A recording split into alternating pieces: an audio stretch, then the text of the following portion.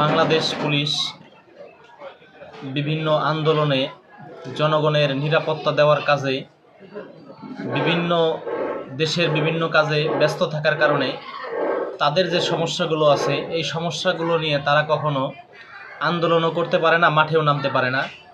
তো সেই দিক থেকে আমি মনে করি এটা আমার আপনার সবার দায়িত্ব তাদের সমস্যাগুলোকে সমাধান করা। আসসালামু আলাইকুম, আশা করি সকলে ভালো আছেন। আমার ভিডিওটি হবে বাংলাদেশ পুলিশের কিছু অসুবিধা নিয়ে।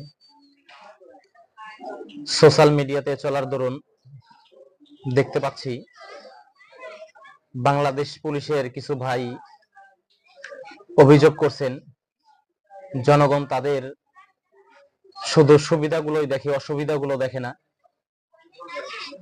তো আমি এ ব্যাপারে কিছু কথা বলবো তাদের অভিযোগগুলো নিয়ে। তাদের যে অভিযোগগুলো, প্রথমত তারা যেই ম্যাচে থাকে তাদের ম্যাচগুলো পরিবেশ সম্মত না। তারা যেই ম্যাচে খাবারগুলো খান খাবারের মান ভালো না। তাদের বার্ষিক ছুটি এটাও খুব কম, তাদের বেতন এটাও খুব কম, তাদের ডিউটির পরিমাণটা হয়ে যায় অনেক বেশি। তো এই বিষয়ে আমার এই ভিডিওটি যদি কোনো পুলিশের ঊর্ধ্বতন কর্মকর্তা দেখে থাকেন, আমি আপনাকে অনুরোধ করব বাংলাদেশ পুলিশের প্রত্যেকটা সদস্য আপনার অধীনস্থ, আপনার পরিবারস্থ, তাদের সুবিধা অসুবিধা দেখা আপনার দায়িত্ব। আমাদের বর্তমানের স্বরাষ্ট্রমন্ত্রী সালাউদ্দিন সাহেব, আপনাকে অনুরোধ করব আমি এই বিষয়গুলো নিয়ে, বাংলাদেশ পুলিশের সুবিধা অসুবিধা নিয়ে তাদের সাথে কথা বলে তাদের সমস্যাগুলো কি সমাধান করা জরুরি। আপনি যখন আপনার পরিবারস্থ লোকদের অসুবিধাগুলো দেখবেন না, তখন তারাও আপনার অসুবিধাগুলো দেখবে না। আমরা চাই বাংলাদেশ পুলিশ তাদের ন্যায্য পাওনাগুলো পাক এবং জনগণ যে পুলিশের থেকে যে পাওনাটা, তাদের ব্যবহার আচার, তাদের সার্ভিস, এটাও জনগণ পাক।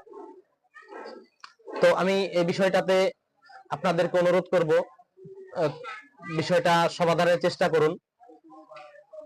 আর কিছু বিষয় সবচেয়ে বেশি ঝামেলা হয়, যেটা বেওয়ারিশ যে সমস্ত লাশগুলো উদ্ধার করতে হয়, যে অফিসার করেন, এই টাকাগুলো তাদের পকেট থেকে খরচ করতে হয়।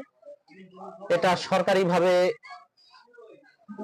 তাদের এই খরচ দিয়ে দেওয়ার ব্যবস্থা করুন। একজন পুলিশ অফিসার, একজন এসআই যদি এই দায়িত্বটা পায়, সে এক মাসে কত টাকা বেতন পায়? আর এক মাসে সে যদি 2 থেকে 3টা বেওয়ারিশ লাশ সে উদ্ধার করে, তার মাস শেষে কত টাকাই বা থাকে?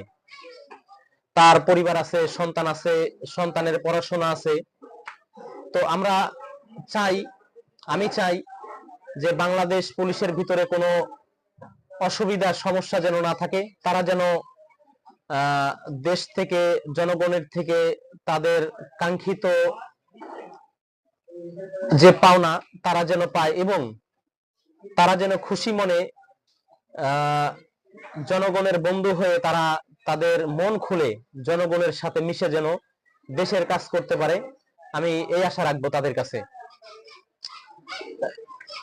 পরিশেষে আমি বলবো, বাংলাদেশ পুলিশের ঊর্ধ্বতন কোনো কর্মকর্তা যদি আমার ভিডিওটি দেখে থাকেন বা কোনো মাধ্যমে যদি আমার এই ভিডিওটি স্বরাষ্ট্রমন্ত্রী সালাউদ্দিন সাহেবের কাছে পৌঁছায়, আমি তাকে অনুরোধ করব বাংলাদেশ পুলিশের খাবারের মান, থাকার বাসস্থান, তাদের ডিউটি, তাদের বার্ষিক ছুটি, তাদের বেতন, বেওয়ারিশ লাশ নিয়ে যে তাদের সমস্যা হয়, এই সমস্যাগুলো সমাধান করবেন। সবাই ভালো থাকবেন। আসসালামু আলাইকুম।